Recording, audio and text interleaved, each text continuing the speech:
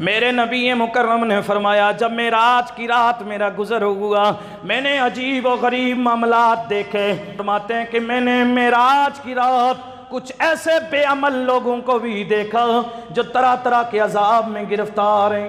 میرے نبی مکرم فرماتے گئے میں نے ایک ایسی جماعت کو دیکھا ان کے سر کچلے جاتے گئے، تھوڑی دیر میں سر پھر سالم ہو جاتے گئے، یہ سزائیں انہیں مل رہی گئے، اس عذاب میں وہ گرفتار ہیں۔ میں نے پوچھا او جبریل یہ کون لوگ ہیں، یہ عذاب کیسا گئے؟ جبرائیل نے جواب دیا اے اللہ کے سچے رسول یہ وہ لوگ ہیں جو دنیا میں رہ کے نمازیں نہیں پڑھتے تھے، نمازیں چھوڑ دیا کرتے تھے، بے نمازی ہیں۔ آپ کا کلمہ پڑھنے والے وہ لوگ ہیں جو مسجد میں نہیں جاتے تھے اور نمازیں نہیں پڑھتے تھے، نمازوں کی پابندیاں نہیں کرتے تھے، نماز کو حقیر سمجھتے تھے، نماز کو مذاق سمجھتے تھے، سیریس نہیں لیتے تھے۔ اب ان کا یہ عذاب قیامت تک ہوتا رہے گا۔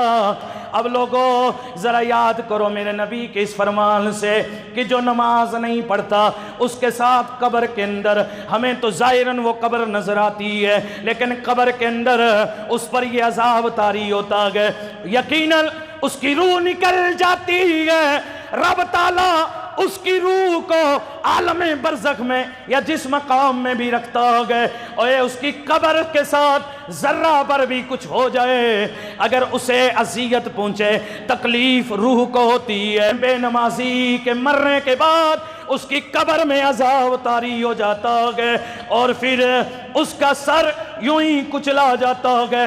اب کون ہے جو یہ چاہے کہ مرنے کے بعد میرا سر کچلا جائے؟ میرے نبی کے امت کے نوجوان، اے میرے نبی کے امتی، آج وقت ہے اٹھ کھڑا ہو جا، نمازیں پڑھ لے، سجدے کر لے، تسبیحاں پڑھ لے، تلاوت کر لے، ذکر کر لے، رب کی بارگاہ میں جھک جا، رب کی بارگاہ میں سر جھکا لے۔ ابھی موقع ہے، پھر وہ وقت آئے گا نہ اٹھا جائے گا نہ بیٹھا جائے گا نہ سجدہ سگی ہو پائے گا اور تو معذور ہو جائے گا۔ اے انسان تو مجبور ہو جائے گا اور تم معذور ہو جائے گا۔ بڑھاپا تجھے تسلی سے سجدہ نہیں کرنے دے گا، بڑھاپا تجھے نمازیں نہیں پڑھنے دے گا، رکوع صحیح نہیں ہوگا، سجدہ صحیح نہیں ہوگا۔ رب کو اگر سب سے زیادہ کوئی عبادت محبوب ہے تو وہ جوانی کی عبادت رب کو بڑی پسند ہے۔ بڑھاپے میں جناب والا زیادہ کھڑا نہیں رہ سکتا، امام نے لمبی سورت پڑھ لی تو جناب والا پیچھے کانپنے لگتا ہے، سجدہ لمبا ہو گیا تو گھبراہٹ کا شکار، رکوع زیادہ دیر ہو گیا تو چکر اور دماغ پھرنے لگتا ہے، ٹانگوں میں تکلیف ہو گئی تو جناب والا سجدے سے بھی محروم ہو جاتا ہے، بیٹھ کے نمازیں شروع ہو جاتی ہیں۔ تو اے انسان آج تجھے رب نے طاقت دی ہے، آج تو چلتا ہے، پھرتا ہے، بولتا ہے، بیٹھتا ہے، اٹھتا ہے، دوڑتا ہے، آج سب کچھ ہے، آج رب کی بارگاہ میں جھک جا۔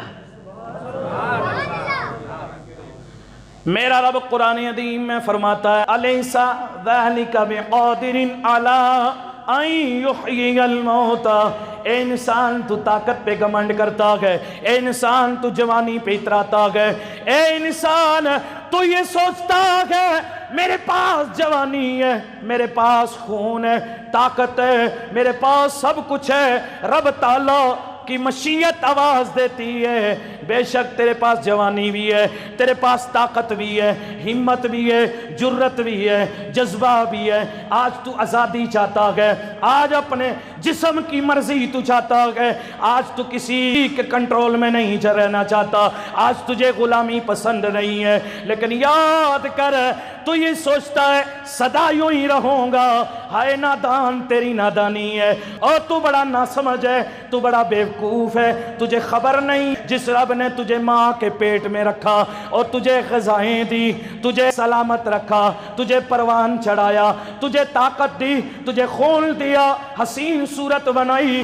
رب فرماتا ہے تیری جوانی تباہ ہو جائے گی، برباد ہو جائے گی، قبر میں سڑ جائے گی۔ پھر جیسے ماں کے پیٹ میں میں بچے کو تیار کرتا ہوں، قیامت میں تجھے دوبارہ تیار کر کے کھڑا کروں گا، تجھے پوچھوں گا بتا جوانی کہاں خرچ کی ہے، ہر چیز کے بارے میں میرا رب پوچھے گا، پھر ذرے ذرے کا حساب دینا پڑے گا۔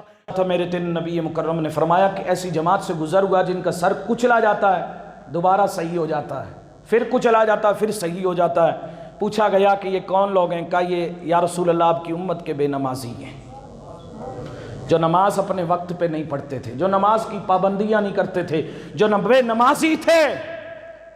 بے نمازی کے مرنے کے بعد قبر کے اندر اسے عذاب دیا جائے گا۔